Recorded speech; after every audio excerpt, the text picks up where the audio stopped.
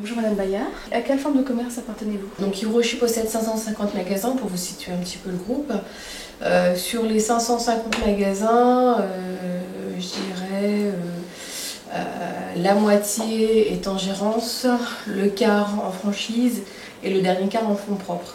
Donc là on est en location-gérance, donc en fait je suis indépendante, mais par contre je dois respecter certaines clauses, certaines chartes, je dirais, qui nous sont imposées par Hiroshi.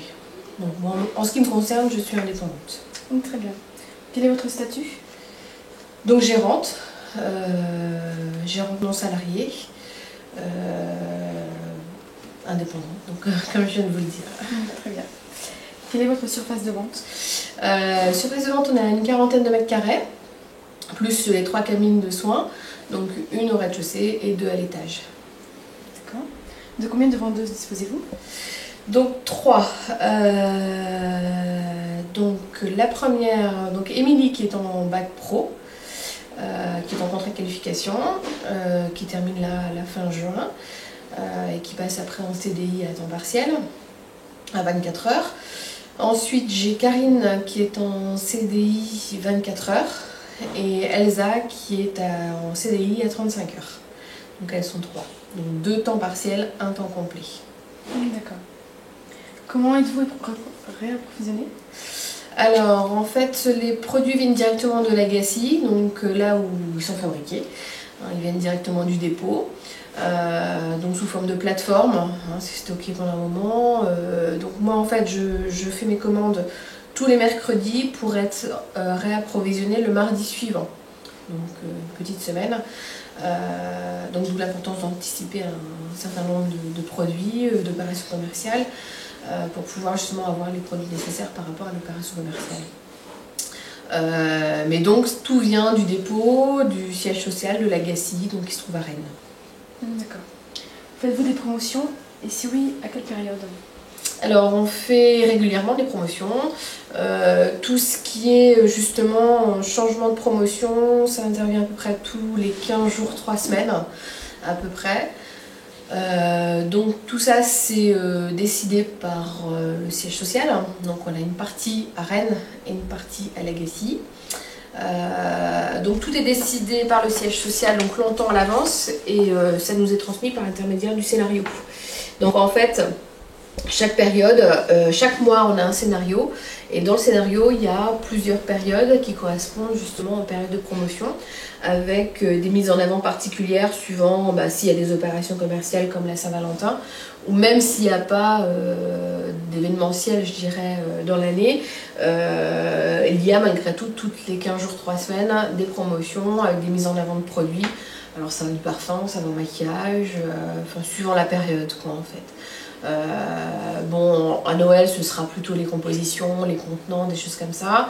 La Saint-Valentin en l'occurrence c'était plutôt du parfum, la fête des mères aussi du parfum, suivant les périodes. En plein été par exemple ce serait le gel glacé à la lavande pour les jambes lourdes par rapport à la chaleur. Donc vraiment chaque période de l'année a une promotion particulière sur tel produit ou un autre suivant la période. D'accord. Voilà. L'événement de la Saint-Valentin était-il important? Alors, oui et non. Ça l'est parce que ça reste quand même un moment privilégié, je dirais. C'est une fois dans l'année et c'est vrai qu'il y a quand même tout un battage médiatique sur cet événement. En termes de résultats chiffrés, c'est vrai que ça s'essouffle un peu au fur et à mesure du temps. Il y a quelques années en arrière, c'est vrai que le résultat était quand même beaucoup plus probant en termes de chiffre d'affaires. On avait quand même, c'était vraiment la période. Alors souvent, ça se fait sur les derniers jours, c'est rarement 15 jours avant, mais c'est souvent sur les derniers jours. Bon, là, on fait quand même du chiffre. Le problème n'est pas là, mais c'est vrai que d'une année sur l'autre, on voit que ça a de moins en moins d'impact de façon auprès des clientes. D'accord. Quels sont les produits mis en avant pour l'événement de la Saint-Valentin?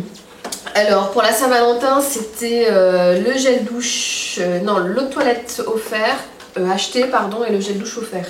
Donc là en fait on retrouve la vitrine avec le cœur et en fait à l'intérieur des mises en avant avec une PLV particulière pour expliquer justement aux clients que en fait quand le toilette était acheté, le gel douche coordonné était offert. Donc c'était plutôt ça. On avait aussi une avancée sur le maquillage, donc une mise en avant sur le maquillage. Et à chaque fois on a des appels prix au niveau de la vitrine pour montrer aux clients qu'on a quand même toute une gamme de produits qui va du petit prix au prix un petit peu plus important.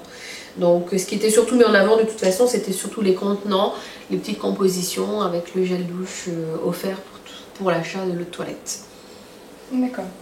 Quelles sont les recommandations que vous avez pour créer l'animation de la Saint-Valentin? Eh bien, c'est par le biais du scénario, donc par le biais de ce document. Donc les recommandations, en fait, c'est assez simple parce que tout est bien noté dans ce bouquin. Donc on a bien évidemment la période, les types de vitrines qu'on peut avoir, suivant si elle est grande ou petite, suivant certains magasins, parce que ce document-là, il est quand même national. Donc tous les magasins n'ont pas forcément tous la même largeur de vitrine. Donc il faut adapter aussi par rapport à ça. Donc, ce qui fait qu'on a plusieurs exemples. On a une vitrine qu'on dit secondaire.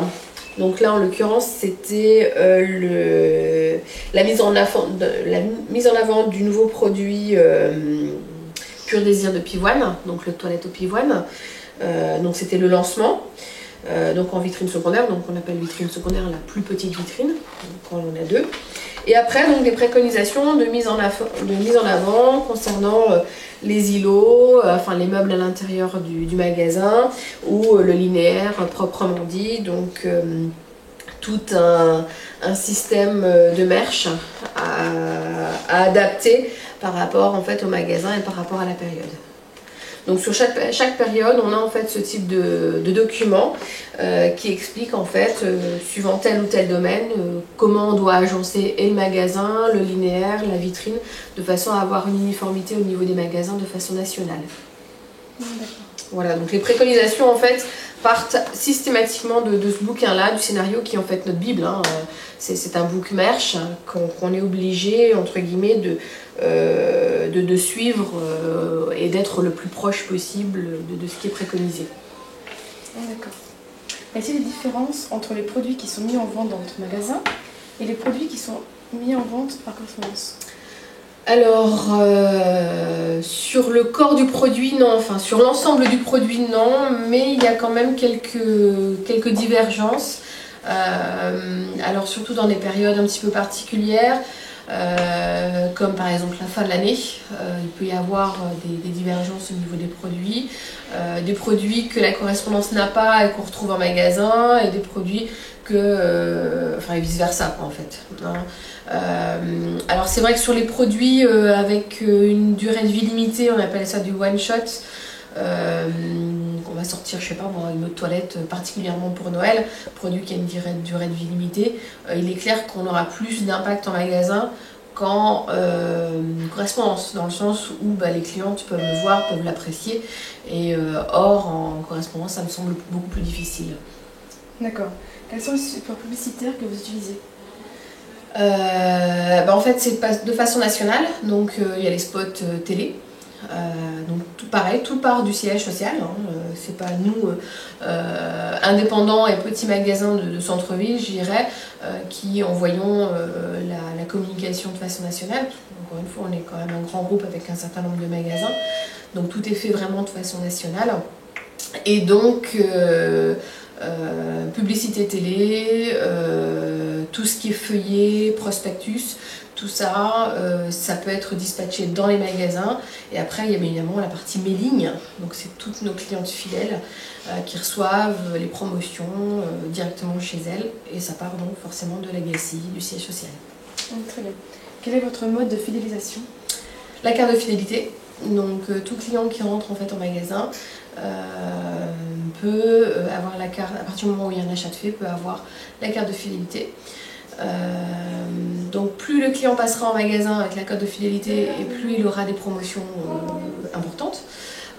Donc à chaque fois en fait qu'il passe en magasin, pour 5 € d'achat il a un point. Il y a un système de 3 cartes qui peuvent être cumulables et une durée de validité d'1 an à chaque. Donc Donc la fin de la première carte correspond à 10 € de réduction sur un produit. La fin de la deuxième, c'est 20 € de réduction sur un produit. Et la troisième carte, c'est ce que vous voulez dans le magasin, n'importe quelle valeur. D'accord.